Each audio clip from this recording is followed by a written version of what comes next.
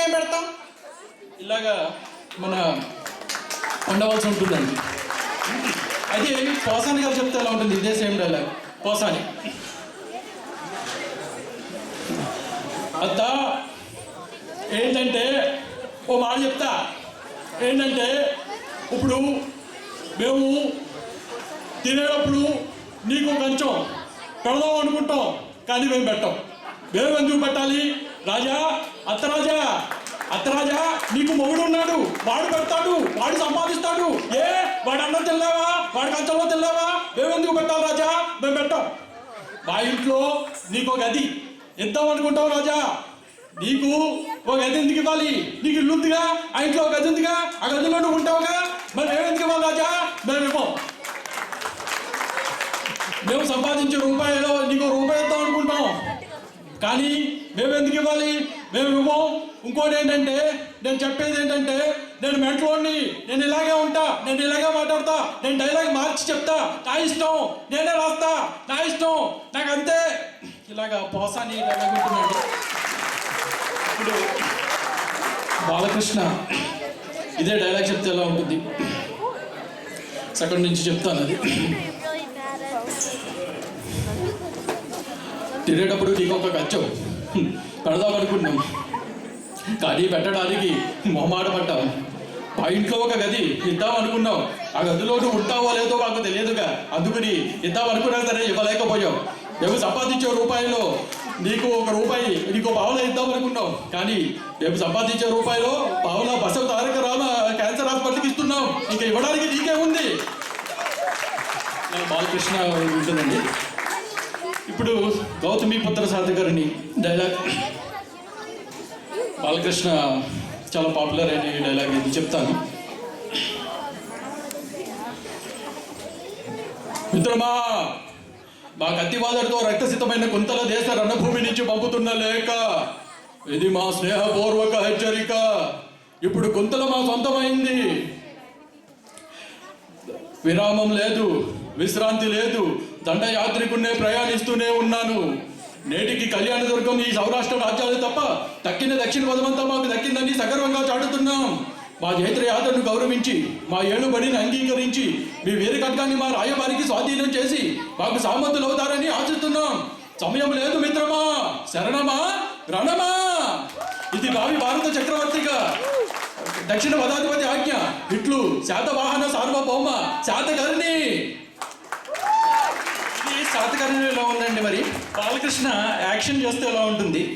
Balakrishna action ఇది లక్ష్మీ నరసింహ సినిమాలో బాలకృష్ణ ఒక పవర్ఫుల్ డైలాగ్ ఉంటుంది. ఆయన ఇందాక నేను బాలకృష్ణ ఓన్లీ మాటలే చెప్పాను, ఇప్పుడు యాక్షన్ చేస్తే ఎలా ఉంటుంది. స్తంభాల్లో అడ్డుపడ్డా బద్దలు కొడుకుని వెళ్ళే వాళ్ళు అరెస్ట్ చేస్తా, కమిషనర్ అని చూడను, మంత్రిని చూడను. వాడు మా నాన్నని చెప్పాడు, వాడి చేతుల్లో చనిపోయిన తండ్రికి తలుగొడుగు పెట్టలేదు సార్, మీ మాట విని వాడిని వదిలేస్తే నేను చట్టానికి కొడుకు పెట్టిన వాడిని అవుతాను, వాడిని వదిలిపెట్టేది లేదు.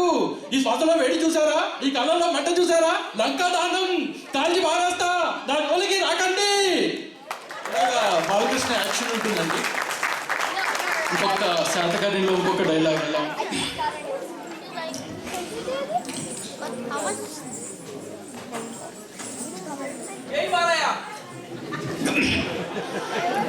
మరి జై బాలయ్య అని చెప్పారు, చాలా సంతోషంగా ఉంది. ఇప్పుడు నాకు కొంచెం ఎలర్జీ కూడా వచ్చింది. మరి చెప్పిన వారికి ఎవరో కనపడటం లేదు, కానీ వినపడింది. అందరి వారికి ధన్యవాదాలు.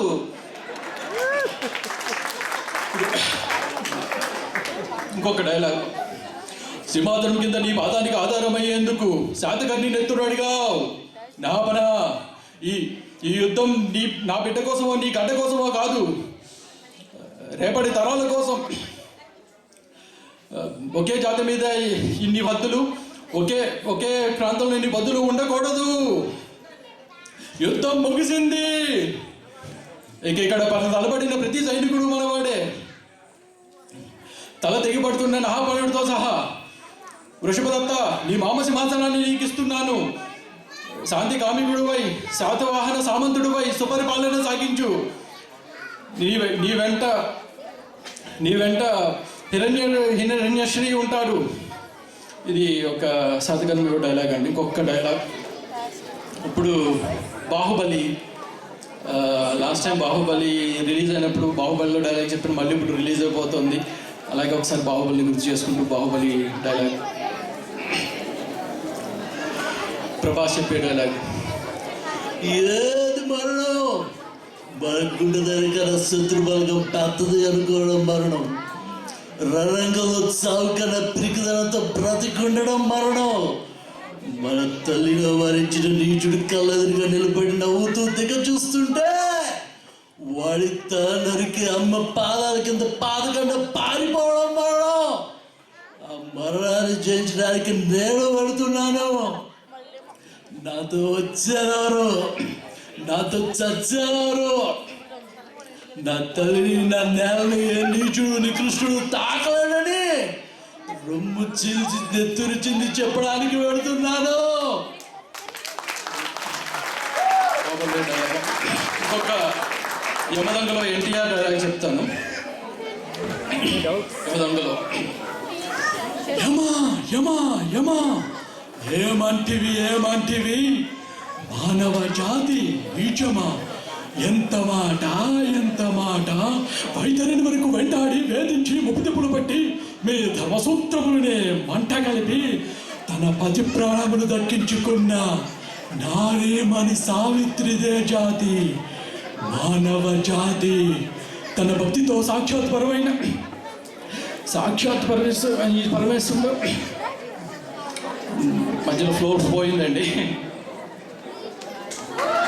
సారీ, మధ్యలో ఫ్లో పోయిందండి, మళ్ళీ చెప్తాను ఒక్క నిమిషం.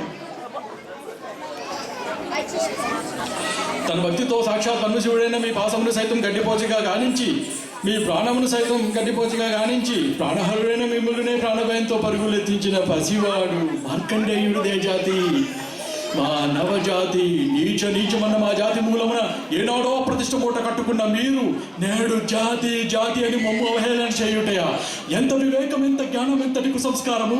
నేడు నుంచి దేవుడు అతుకుడు నరుడు అదుమనాన్ని గుంచే భావాన్ని కుంకడ వేలతో సైతం పగిలించి వేసదా? మొక్కులు పొందే ముక్కోటి దేవతలు, దిక్కును నేలే అష్ట దిక్పాలకులు, మనుగడనిచ్చే పంచభూతములు సైతం జయహో నరుడా నాశించుపితంగా సింహాసనం అధిష్ఠించదా?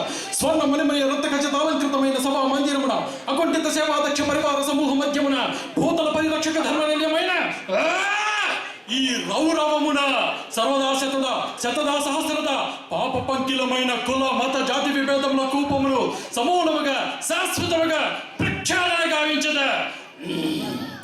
Any doubts? ఎంత క్లియర్ గా చెప్పాక ఇంకా డౌట్ ఉంటాయి. అయితే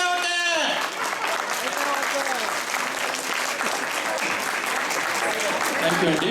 వన్ లాస్ట్ అరుంధతిలో బొమ్మాలి డైలాగ్ చెప్తాను.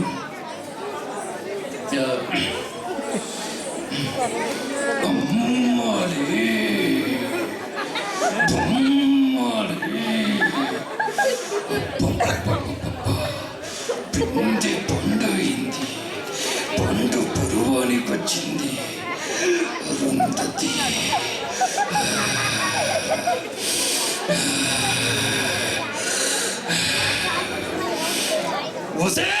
అరుంధతి, నీకు పెళ్ళ? నన్ను సమాధిలో కుళ్ళబెట్టి చంపిన నిన్ను వదల బొమ్మాలి, వదల. వస్తా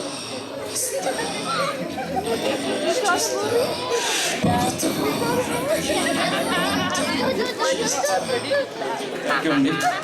థ్యాంక్ యూ వెరీ మచ్.